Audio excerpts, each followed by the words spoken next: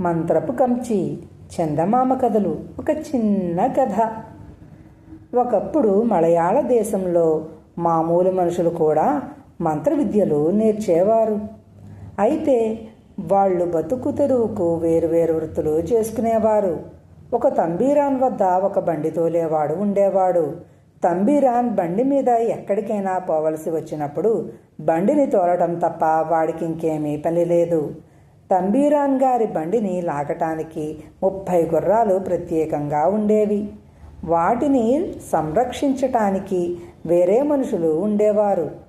ఒకనాడు తంబీరాన్ బండిలో ఎక్కడికో పోతూ ఉండగా ఒక చోటికి వచ్చేసరికి గుర్రాలు చటుక్కున ఆగిపోయాయి.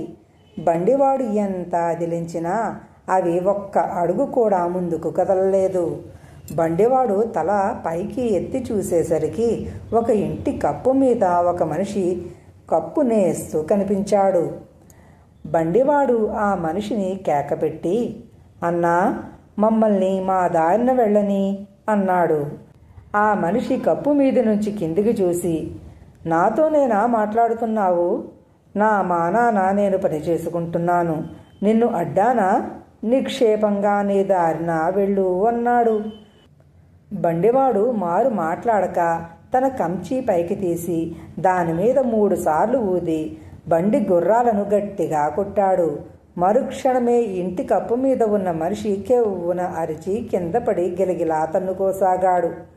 ఇదంతా కళ్ళారా చూసిన తంబీరాన్ తన బండివాడికి చేతబడి తెలుసునని గ్రహించి వాణ్ణి క్షణం కూడా ఉంచుకోవటం ఇష్టం లేక 1 ఏడాది జీతం అదనంగా ఇచ్చి, "ఇక నువ్వు నాకు బండి తోలనవసరం లేదు" అని చెప్పి పంపించేశాడు.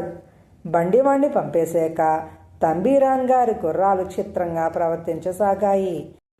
అవి కాసావాళ్లను దగ్గరికి రానిచ్చాయి కాదు. వాళ్ళు గడ్డి గాని బొక్కెనతో గాని నీరు తీసుకుని దగ్గరికి వెళ్తే అవి వెనక కాళ్ల మీద లేచి నిలబడి గట్టిగా సకిలించి ముందు కాళ్లతో భయంకరంగా తన్నవచ్చేవి. ఇలా చేసి అవి 3 రోజుల పాటు మేత గాని నీరు గాని ముట్టనే లేదు. తంబీరాన్ ఇదంతా బండివాడి పని అయి ఉంటుందనుకుని వాణ్ణి పిలుచుకురమ్మని మనిషిని పంపాడు.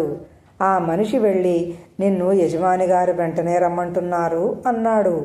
"ఆయన నాకిప్పుడు యజమాని కాడు, నేనింట్లో లేనని చెప్పు" అని బండివాడు ఆ మనిషిని పంపేశాడు.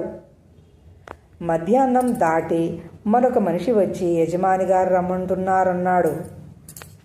యజమాని గారి గొంతు నన్ను పొమ్మనటం చెవులబడింది కానీ రమ్మనటం నా చెవుల పడలేదే అన్నాడు బండివాడు. చేసేది లేక తంబీరాన్ సాయంకాలం తానే స్వయంగా వెళ్ళి బండివాడ్ను వెంట పెట్టుకు వచ్చాడు. వాడు వచ్చేసరికి గుర్రాలశాల నానా బీభత్సంగానూ తయారయ్యింది. బండివాడు తన పాత కంచి గోడ నుంచి తీసి గుర్రాల దగ్గరికి వచ్చి, "మీకేం పొయ్యాకాలం" అంటూ దాన్ని గాలిలో చెళ్ళుమనిపించి, "కాసావాళ్లతో గడ్డి తెచ్చి వెయ్యండి, ఎట్లా తినవో చూస్తాను" అన్నాడు. గుర్రాలకు దెయ్యం వదిలినట్టు అయ్యింది. అవి ఏమీ ఎరగనట్టు మేత తిని నీళ్లు తాగాయి. తంబీరాన్ బండివాడి జీతం పెంచి ముసలివాడైన దాకా వాణ్ణి తన నౌకరీలోనే ఉంచుకున్నాడు.